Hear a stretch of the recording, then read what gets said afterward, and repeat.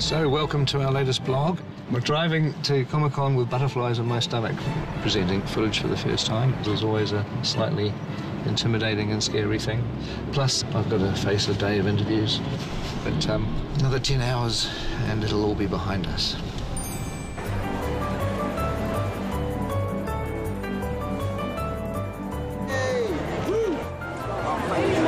So hopefully we'll find Ian and Richard in here somewhere. The Hobbit certainly is more funny. One interview down.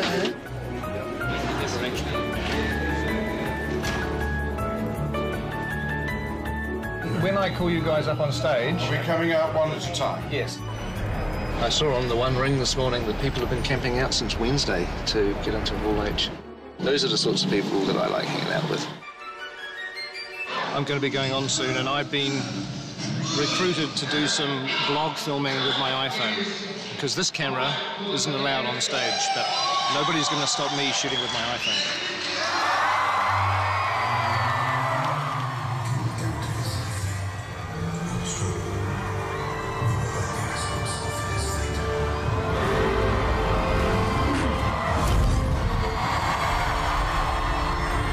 Ladies and gentlemen, please welcome to the stage,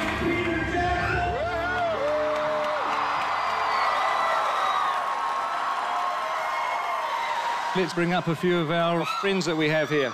Philippa Boyens, Andy Serkis, Richard Armitage, Martin Freeman, Sir Ian McKellen. We also have a surprise guest, Elijah Wood. I love you guys. I came all the way from Brazil just because of you. Thank you. I spent all my money on this trip, but it was worth it. These are the people that we're making the film for, and I'm really happy that it was received in such a great way. I'd just like you to do something for all the people that couldn't be here. Could you just say hi from Comic-Con? 1, 2, 3. Fantastic. No need for a take two. That was bloody good. And so now we would like to show you a little bit of what we showed the audience in Hall H.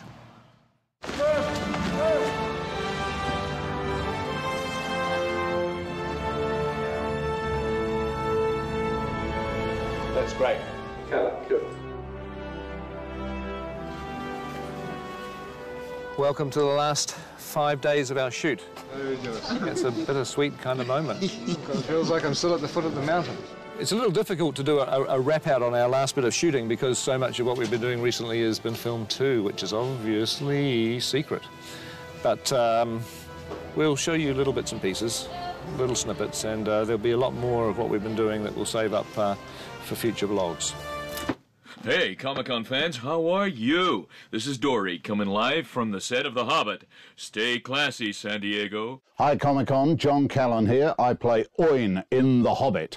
Hi, this is Dwalin saying a big hi to all of you in Comic-Con. Greetings from the very heart of Middle-earth. A really amazing moment for me, I guess. It was the first time we stepped onto Bag End. It's become so embedded in your psyche from what you've seen before. We're all ready to go, and Ian came on for the first time, and you look at him and you go, oh my God, that's Gandalf.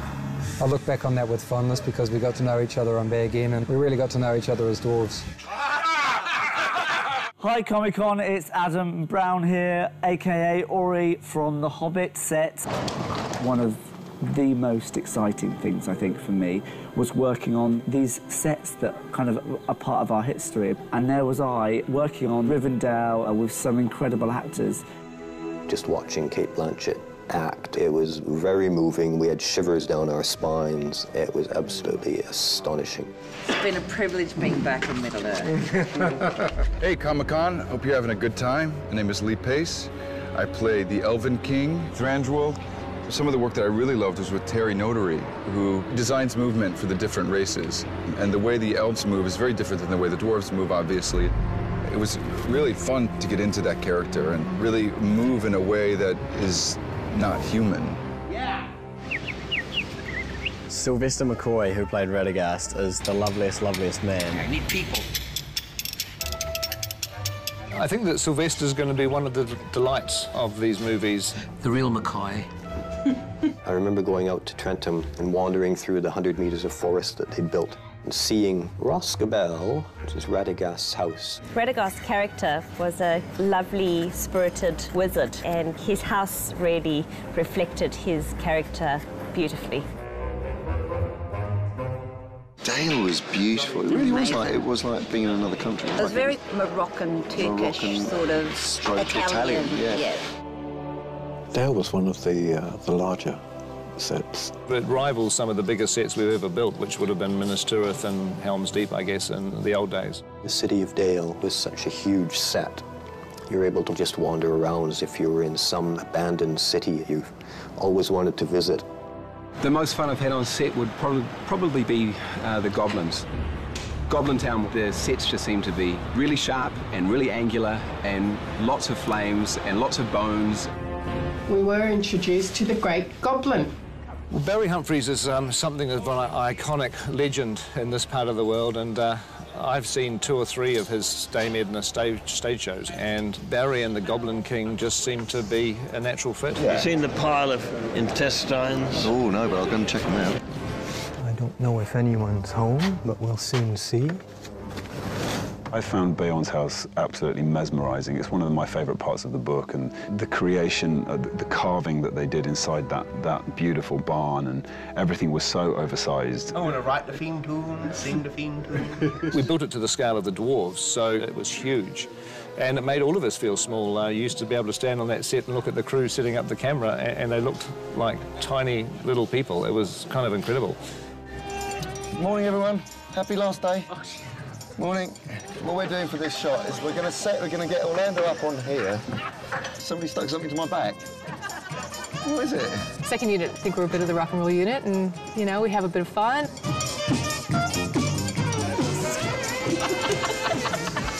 Greg's shorts, I think. Have to be the height. Yeah. Just loop it, bro. Just loop it. No problem. I'm disturbed. It's like an 8-year-old schoolboy. What do you mean it's like an 8-year-old schoolboy?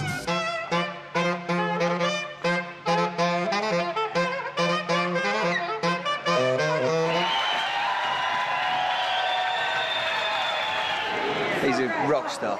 He has got energy to burn, and that infectious enthusiasm and his absolute dedication made a huge difference to the second unit. And crank it up. And in 3, 2, 1, action! And cut! That is a wrap for the second unit. Second unit! There's a mixture of emotions. Good to finish, but sad at the same time. Quite frankly, I can't imagine this occurring anywhere else on the planet, so thank you from the bottom of my heart. One of the memories that really sticks in my head the most is walking in through the gates of Stone Street at 4:45 in the morning when it's dark and there's no one else here and the stars are still out, and then slowly the studio comes to life and the sun comes up. I saw a lot of those days. You're going to be getting up at 5:30 in the morning for a year and a half, at least 12 hours a day. Morning. You literally just wake up every morning and go shoot a movie, and it seems to last a lifetime. This is the kind of movie where it changes everybody's lives. What we do is kind of driven by adrenaline, so we keep going until we collapse. We've got ready about 20 people a day, and that's about 5,000 prosthetic makeups. It's not gonna work, it's not in line. Ow! We're busy, but sometimes we get bored being busy. In the last 18 months, we've probably gone through about 20 litres of glue, about 450 miles of yak hair, hence there are now a lot of cold yaks in the Himalayas somewhere. I've never worked on such a hairy movie. Even I'm sporting a beard now, and I've never had a beard before, so it's obviously sort of rubbing off somewhere along the line. Just the sheer amount of lead characters with costumes. For some reason, they all want to wear costumes. They all want pants, they all want shoes made for an enormous amount of costumes. All of these clothes to nearly the back of the truck is Bilbo. For Smorg's Lair, we used so much gold paint, I used everything in Australasia, and we had to get it from Germany. Wunderbar. 22,817,520 feet if we were shooting 35mm like this. And I'm really glad we're not. I'm sure that I've done over 2,500 drawings. I kept my pencil stubs. You're literally doing a drawing one day and then walking on the set a few days later. We shoot a set take it out and replace it for the very next day's shoot. They put up the most incredible sets. You walk in the night before and it's not finished and you think, my God, how are we ever going to be in here tomorrow filming? And yet you walk in 8 o'clock the next morning and it's ready to go. To me, that's probably one of the most gratifying things on this whole picture, that all these people force through impossible odds and create these beautiful things. Wow, look at that. Yes. I'll miss the camaraderie of the folks that we've built up and the cast and crew. You know, we've spent an awful long time together. There's like sort of 12 or 13 of us who have been in a mini army.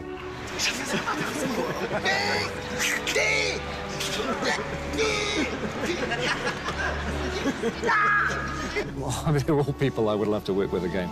Fantastic cast.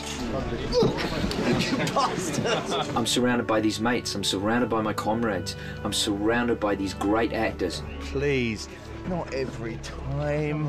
Get off. I mean... You get so close that you're able to freely abuse them on a daily basis and they don't seem to mind. And that's the poster.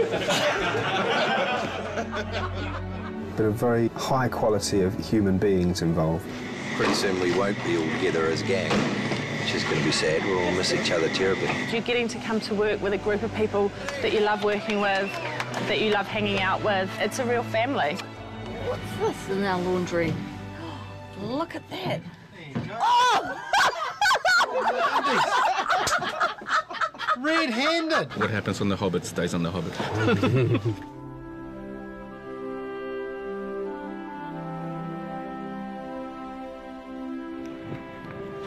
Finishing up in Mirkwood today, eh? It's the old, you know, finish with a bang.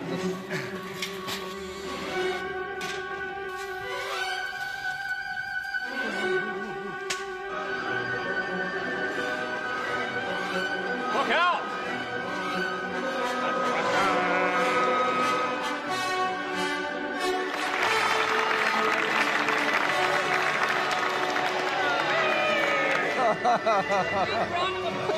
I'm gonna miss you. I'm gonna miss you, man.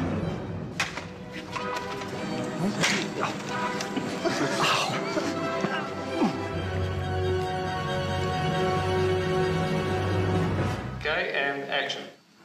I need a horse. Why? Where are you going? In search of answers. All right, and cut. Well, unless anybody has anything else they want to shoot, I think we should call that a day. Thank you.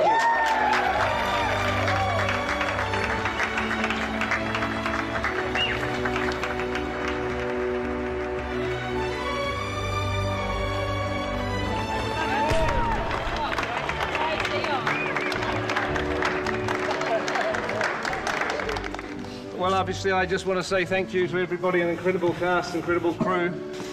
Seems like a lifetime ago that I had to do this speech at the beginning of the shoot. Oh, God, it was a long time ago. You know, as a director, it can be kind of a lonely job. You know, at times you feel like you're by yourself trying to solve problems, but then everybody steps in and suddenly I realise I've got this incredible support and all of you guys have got my back and you're behind me. And for that, I'm incredibly grateful. Thank you.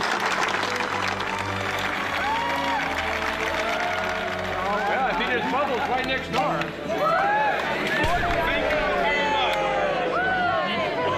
It's been a terrific atmosphere shooting this movie, and I hope the blogs have in some way given you all a chance to share in that and to experience it for yourselves. And we'll be continuing in post-production. The energy, the environment, everything's going to be very, very different, but it's still got equal amount of challenges. So look forward to seeing you during post-production.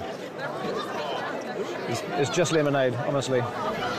Come on, show some love. Put your arm around the person next to you.